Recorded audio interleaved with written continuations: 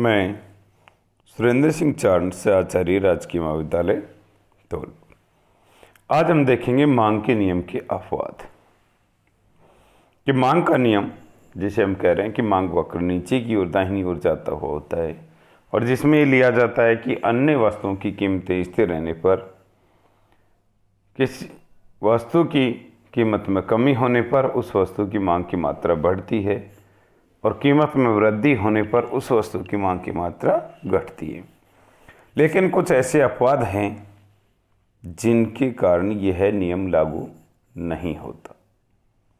हम इसमें देखते हैं भविष्य में कीमत में वृद्धि की संभावना। अगर भविष्य में कीमत में वृद्धि की संभावना हो तो मांग का नियम लागू नहीं होगा। देखिए, हम किसी वस्तु को लेने जाते हैं, रोज मान लीजिए वो कीमत 40 रुपये किलो मिल रही है और आज हम गए कि क्या भाव दिया, 50 रुपये किलो, महंगी हो गई।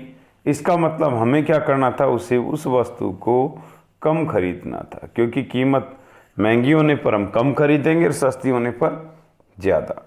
तो उससे कहा जाता है कि ये जो वस्तु है कि आज तो 50 रुपये किलो कर दी, महंगी कर दी, कर आप तो 50 रुपये नहीं है, कल आप इसको 70 रुपये किलो लेके दिखा दें, 70 रुपये से भी अधिक, यानी भविष्य में इसकी कीमत में बढ़ने की संभावना है। तो जहां हम 1 किलो ले रहे थे 50 रुपये होने पर इसे कम करने की संभावना थी, तो हम ये देखते हैं कि अगर कल 70 रुपये हो जाएगी और महंगी होगी तो, और आज अगर 2 किलो में लेता हूँ तो 100 रुपये की पड़ेगी, और कल इसको ली 2 किलो तो 140 रुपये की पड़ेगी, 40 रुपये का फ़ायदा होगा। तो हम कीमतें कम होने पर भी, वो बढ़ने पर भी इसकी कीमतें बढ़ गई, 40 से 50 हो गई, लेकिन फिर भी कहते हैं 2 किलो दे दे, क्योंकि कल की तुलना करके कि कल इस पे 40 रुपये संभावित ज़्यादा दिए जा सकते हैं 2 किलो पर, या 1 किलो पर 20 रुपये अधिक देंगे, आज ही इसकी ज़्यादा मात्रा खरीद ली जाए। तो ऐसी स्थिति में ये कहेंगे कि भविष्य में कीमत में परिवर्तन की संभावना हो। यदि कोई वस्तु मान लीजिए आज मिल रही है 50 रुपये किलो, तो कह रहा भाव ज़्यादा दे रहे हो, कि नहीं आज तो कुछ ऐसी वजह है जिसके कारण से भाव इसका ज़्यादा है, आप 2 दिन बाद में इसको लीजिए, 2 दिन बाद में आपको 30 रुपये किलो मिल जाएगी। जो संभावित है कि भविष्य में कीमतें गिरने की संभावना है। तो हम क्या करेंगे, अगर आज इसको 1 किलो मात्रा लेने गए थे तो ऐसे कहेंगे आधे किलो दे दे, 2 दिन बाद फिर ले लेंगे इसे। तो इसीलिए कीमत में जो परिवर्तन की संभावना है उसी के अनुसार मांग का नियम भी बदल जाता है। प्रतिष्ठा सूचक वस्तुएं, कुछ ऐसी वस्तुएं जो दिखावे की वस्तुएं होती है, उन दिखावे की वस्तुओं में भी मांग का नियम लागू नहीं हो पाता। प्रतिष्ठा सूचक वस्तुएं जैसे धनी वर्ग अपनी श्रेष्ठता को प्रदर्शित करने के लिए ऊंची कीमतों वाली वस्तुओं को अधिक क्रय करता है, जैसे हीरे जवाहरात, बहुमूल्य आभूषण आदि की कीमतें बढ़ने पर भी धनी वर्ग उसे अधिक मात्रा में खरीदता है।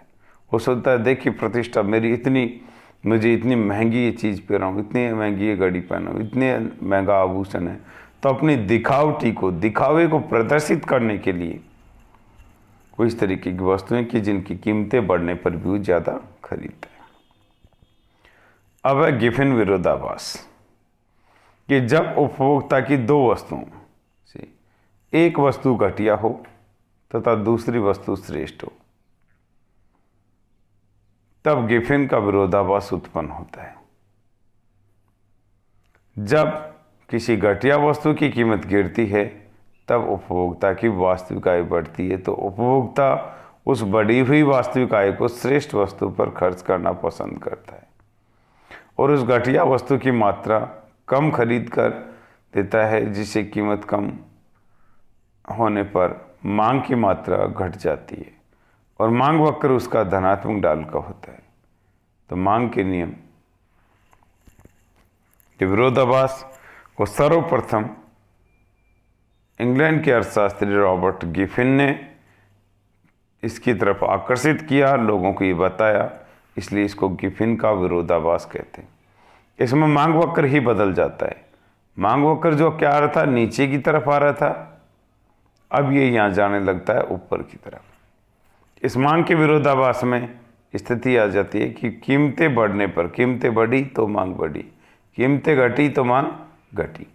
तो गिफिन या निकृष्ट वस्तु, ये हीन वस्तु जिसको मान रहे हैं हम इसमें, तो यहाँ हमारे कह रहे गिफिन गिफिन का जो विरोधाभास के अंदर लिया कि गिफिन वस्तु जो घटिया वस्तु ली गई है, यानी जहाँ हीन के जो बाद की स्थिति आएगी वो आएगी हमारे पास गिफिन वस्तु, जिसकी कीमतें जो मांग के नियम के विपरीत कार्य करता है कि कीमतें बढ़ने पर मांग बढ़ती है और कीमतें घटने पर मांग घटती है। इसे गिफिन का विरोधाभास कहा जाता है।